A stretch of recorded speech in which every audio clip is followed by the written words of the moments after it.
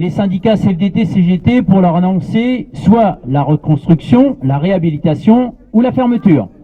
Après plus d'une heure de blabla, M. Poilrat a décidé de fermer la blanchisserie au 1er juillet 2016 en s'appuyant sur un audit de complaisance au coût gonflé de 30 000 €. Un CHCCT exceptionnel s'est tenu le 17 décembre 2015 pour garder notre blanchisserie. L'intervention d'un agent technicien de ce service a démontré, détaillé, par zone de traitement de linge à monsieur le directeur du CHAM, que le matériel avait une durée de vie de 5 ans, voire plus. Seule la CGT, je note bien, seule la CGT a été favorable pour demander un contre-audit spécialisé sur les blanchisseries hospitalières. Cet audit aurait permis de réévaluer les éventuels investissements de ce projet dans le futur, de prendre la bonne décision et d'être transparent. Le directeur va condamner la blanchisserie pour un projet ambitieux. Agrandissement des urgences, consultation externe et bloc opératoire pour un coût estimé à 25 millions d'euros. La CGT est consciente que ce projet doit voir le jour mais pas au sacrifice, au démantèlement de notre blanchisserie. À ce jour, la directrice des ressources humaines a rencontré des agents de la blanchisserie. Un grand nombre de ce personnel est très inquiet et travaille dans l'angoisse, l'incertitude pour leur devenir et leur avenir. Un certain nombre d'agents seront satisfaits par obligation et un grand nombre seront obligés de se contenter des postes restants. Le vendredi 15 janvier 2016 a eu lieu première réunion pour le projet d'externalisation du linge. Des débats sont en cours auxquels aucun appel d'offres est engagé. Il n'y a aucune piste tracée. Tout est dans un flou artistique. Tout est hypothétique. Rien de concret. Pour une fermeture, nous l'oublions pas, au 1er juillet 2016. Avec leur savoir-faire, depuis plusieurs années, l'équipe de la blanchisserie est toujours au plus proche des services de soins, des patients, des soignants, pour fournir du linge de qualité, en quantité suffisante, afin de répondre à leurs besoins permanents et urgents. La prestation linge est de grande qualité au CHAM. Nous remercions M. Poilrat de vouloir faire perdre à notre établissement un outil de travail d'une immense valeur, de supprimer des professionnels compétents et méritants. La CGT dit non au sacrifice de la blanchisserie.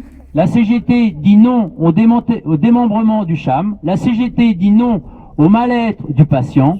Seule la CGT s'oppose toujours à la fermeture de la blanchisserie et nous demandons de nouveau à notre directeur, M. Poilrat, de revoir sa position pour que notre blanchisserie reste en interne et qu'elle fasse partie intégrante de nos services. Au dire de Mme Paré, au dernier vœu récemment, qu'il fallait sauver tous les services. La CGT du CHAM remercie M. de Beaumont, premier magistrat de la ville de Chalette, sur Loing, ses élus ainsi que toutes les personnes qui se sont déplacées. Merci à tous et à toutes et on remercie donc tous les services qui ont pu venir. Mais je revois devant moi les services donc de manutention. Je les remercie. En fait, on est tous solidaires. Merci pour ça parce que j'estime que c'est un tout, quoi, malheureusement. Voilà. Bravo Bruno.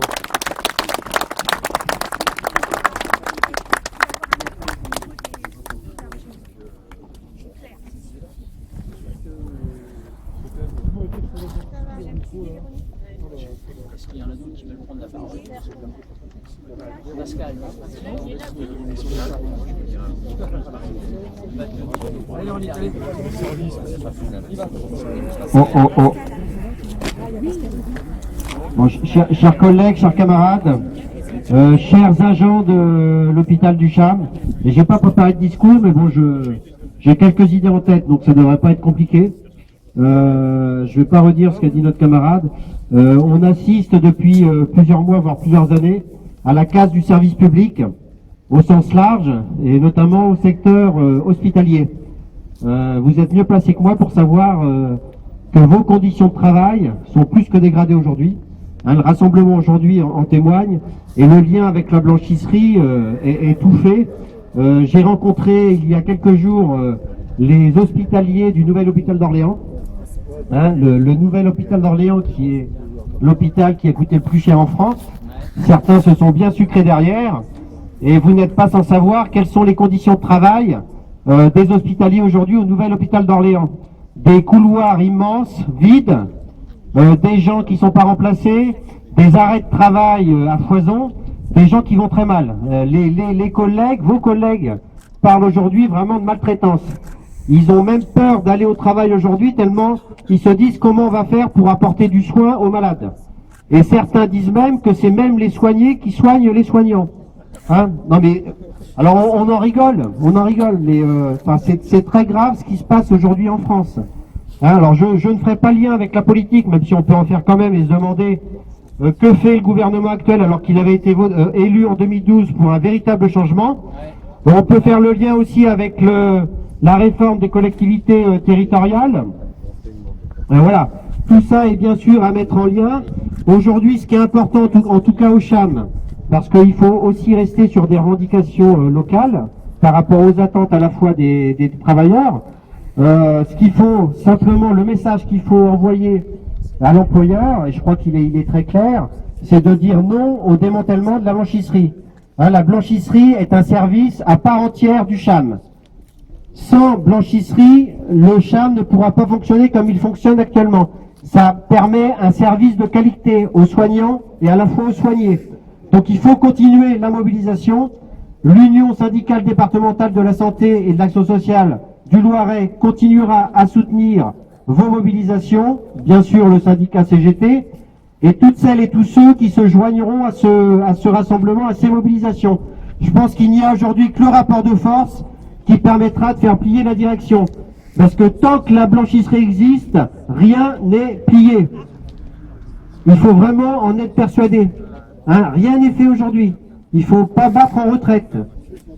Si vous continuez à vous mobiliser, croyez-moi, la blanchisserie peut vivre et peut continuer à travailler dans des bonnes conditions, voire des meilleures conditions, parce que l'idée c'est aussi d'améliorer les conditions de travail. Donc il faut continuer à vous battre. L'USD Santé Action Sociale continuera à vous soutenir, on est là pour ça d'ailleurs. Et puis d'ailleurs l'UD du Loiret, mais je laisserai aussi Estelle Calzada pour l'UD du Loiret de vous dire un petit mot. Mais sincèrement, il faut continuer le combat les camarades. Ah oui ?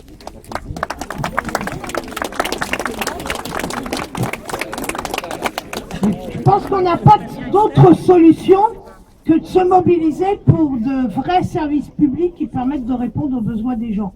Et on voit bien l'hôpital, pour la première fois, nous a annoncé dans les médias que le recul de vie a reculé d'1 an. Quand même qu'on est dans un pays où on avait un système de santé qui était de très haut niveau, qu'aujourd'hui l'espérance de vie, voilà, je cherchais le mot, recule. Ça montre bien qu'on a besoin de gagner des moyens pour des services publics et un service public de santé. Et je crois que partout dans les hôpitaux, on a besoin de gagner des moyens humains et matériels pour répondre à ces besoins, comme les urgences. Les urgences, on peut les agrandir, mais si on n'y met pas des moyens humains et matériels, c'est pas la peine d'agrandir des urgences.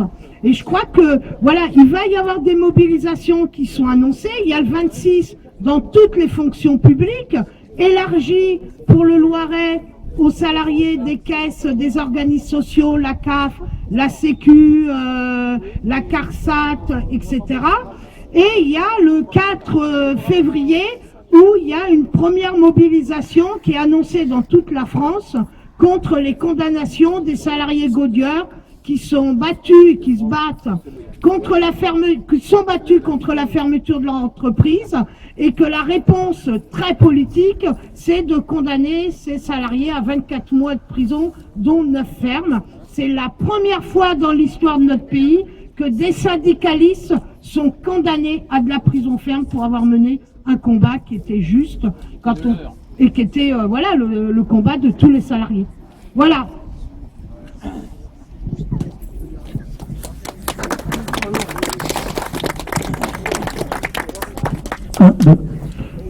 Bonjour à toutes et à tous. Moi, je voulais, en tant que maire de Chalette et au nom des élus du conseil municipal, apporter notre soutien plein entier aux hommes et aux femmes qui travaillent à la blanchisserie et dans le soutien à leur démarche avec leur syndicat CGT.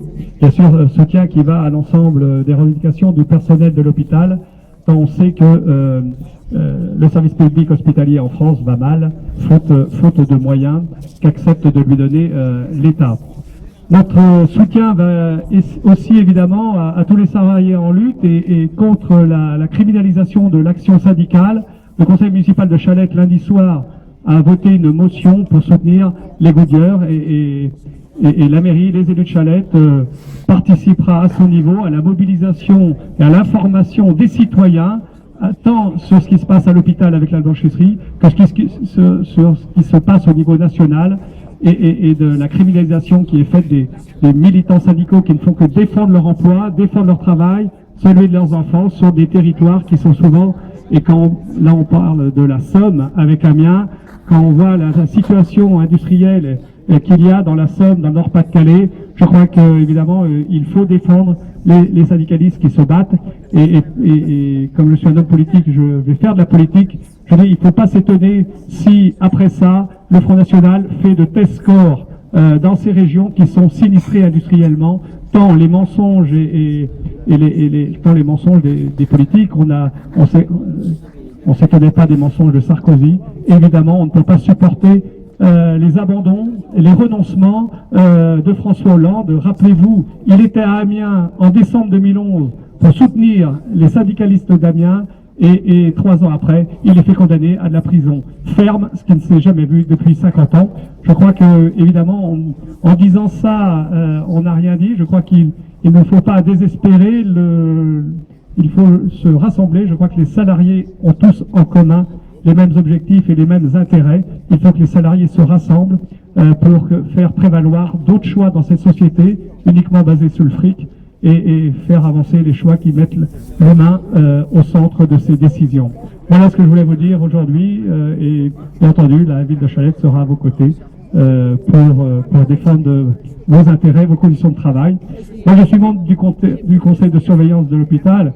Malheureusement on constate bien entendu que toutes les décisions, celles qui concernent la blanchisserie, mais toutes les décisions de l'hôpital, sont prises par 2 personnes dans le bureau du directeur avec la présidente, et le conseil de surveillance n'est qu'une chambre d'enregistrement où on nous donne des informations au compte-gouttes quand on nous les donne.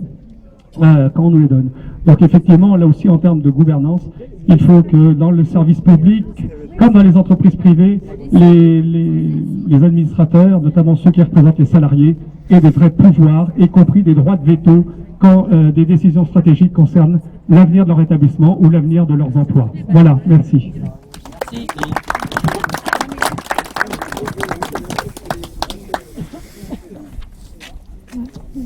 Moi, je voudrais rajouter une chose, c'est-à-dire qu'au niveau de cet établissement, de manière générale, on sent un épuisement du personnel, quelle que soit la fonction qu'il occupe. Ça va aussi bien de la personne qui réalise le ménage que les médecins, les praticiens hospitaliers. Alors, donc, moi, je travaille de nuit, je suis infirmière de nuit aux urgences, et je peux vous assurer que là, on a encore enfoncé le clou, d'autant plus, c'est qu'on vient de nous informatiser les urgences pour nous supprimer tout ce qui est papier. Et donc ça a été réalisé mardi dernier et on a eu un accompagnement pendant 5 jours et depuis lundi on est abandonné. C'est-à-dire que plus personne au niveau de l'informatique vient nous soutenir la nuit. Et l'outil informatique nous a été imposé, même si il y a un groupe de travail qui avait demandé des ajustements, une amélioration au niveau de cet outil informatique. Ça a été démarré sans soutien et puis effectivement on est lâchement abandonné, ce qui fait que le personnel s'épuise. On a un stress beaucoup plus important parce que ça nous donne l'impression qu'il y a des informations qui sont perdues et le plus grave c'est que les gens de par cet outil informatique qui n'est pas rapide et pour lequel il faut s'approprier au niveau du personnel, les gens attendent 8 heures en salle d'attente sans prise en charge. Et là, moi qui suis infirmière, je trouve que c'est dégradant et j'ai honte à l'heure actuelle de la situation des urgences par rapport à cette problématique d'informatique. C'est honteux et inadmissible. Voilà.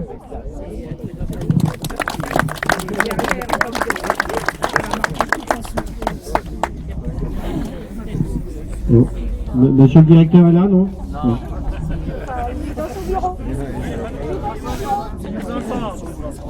Monsieur Poilra.